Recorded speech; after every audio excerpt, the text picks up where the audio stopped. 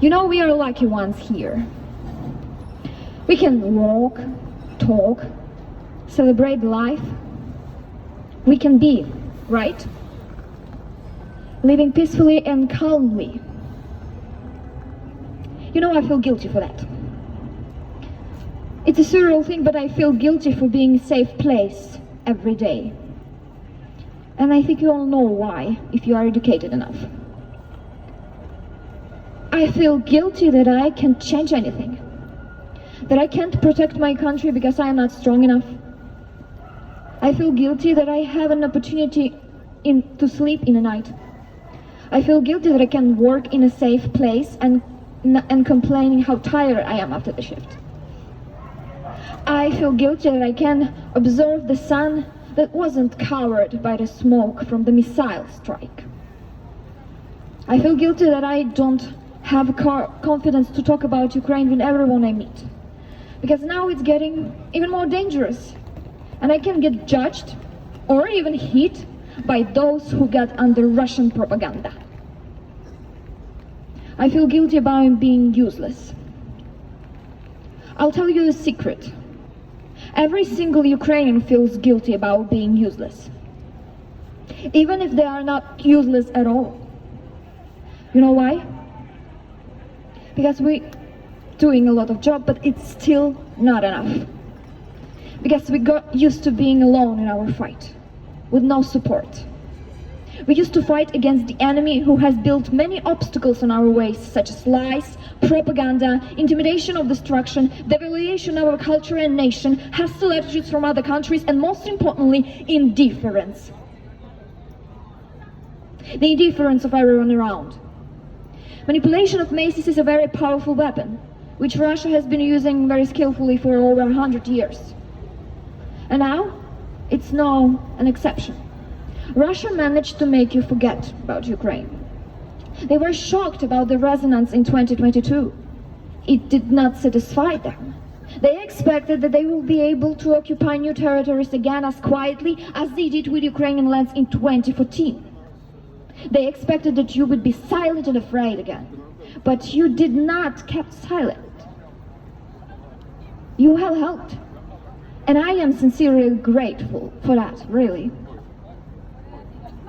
But unfortunately, now Russia is winning again in informational war. Makes you queer like rabbits again. Again and again, dives your attention to something else to strike unexpectedly. And who knows which country will be next? Russia is already openly threatening the Baltic countries and Poland. Is this what we want? Is it what you are achieving by your silence and inaction? Is this the Europe that everyone wanted to rebuild after the World War II? You know, the World War II also started with the fear of aggressor and a policy of pacification. And nothing came out of it, and only got worse. Aggressor is an aggressor and it only wants blood. No negotiation with terrorists. The only way out is to fight back. But God, it's getting harder and harder to fight back against the biggest weaponized country in the world for all alone. We are so tired of loneliness.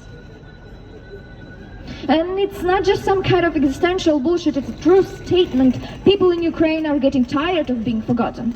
They're getting mad, tired, and I think that they know hope there. They are lost. Ukraine are getting tired of being forgotten. People are getting tired of being locked inside the walls of the war.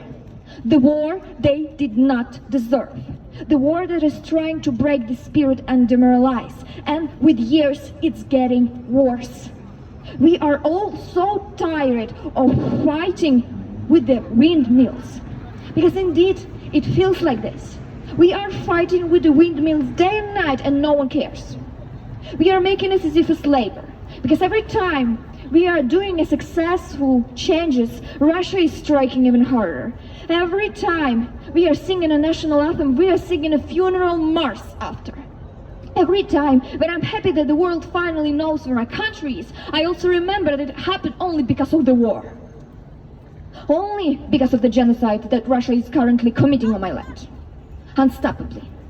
And on your newspapers, you only read about princess and prince and their divorces, not about the war that's currently happening next to you. The last but not least, do you remember what the Budapest Memorandum is? Or do you even know about this? Yes, no? For those who are against helping Ukraine, I will tell you what the Budapest Memorandum is. I'll remind you. In 1991, Ukraine gave up its nuclear weapon. Yes, we had nuclear weapon. In exchange of guarantees for the peaceful and democratic life of our country. Europe promised this to us. We give away our super powerful and so useful for defense weapons, and you guaranteed us safety. And that as soon as our security is violated, you will intervene. Was it so? It was so. At least it was supposed to be so. In 2014, actually. Well, for some reason it still isn't so, and we are still fighting all alone. And we are not even allowed to strike back. Imagine yourself fighting with some guy that's trying to kill you, but you are not allowed to use your hands to fight back because, oh God, it's so bad. You can't fight with him. Talk to him. Try to talk to him. Try to change his mind. Why don't you talk? Oh, you're dying. I'm so sorry. I still have to call my sister and ask if today's attack did not affect the roof of her house. For some reason, I still see news about kidnapped Ukrainian children. For some reason, I still see photos of destruction of UNESCO heritage in Crimea and beyond. For some reason, I still can't fall asleep before going to bed, knowing that Ukrainian prisoners of war, who were illegally taken to Russia, who are being tortured and starved, were not guilty for anything, and just decided to defend their land. Those people are just like you and me. Lawyers, baristas, politicians, doctors, actors, parents.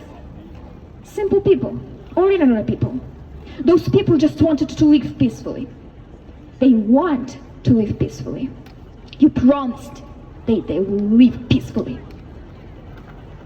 And I feel ashamed and guilty that even this bloody speech will not be enough to save them. Why politics is always about the business? Why politics is not about the life of people? The business on blood, like a chocolate Marabou or other brands that are supporting crime. So if you can stop the war as you promised us, then give Ukraine the weapons and let us strike back. We know what to do with that. We know how to protect ourselves, and by that, to protect all of you. We just need more weapons. We just need not to be forgotten. Because it's so painful and tiring to be forgotten. Do actions, not only say words, because words are not important anymore in the world that we are living right now. Actions are important. Because in a time when you are just saying words, Russia are keep on doing things.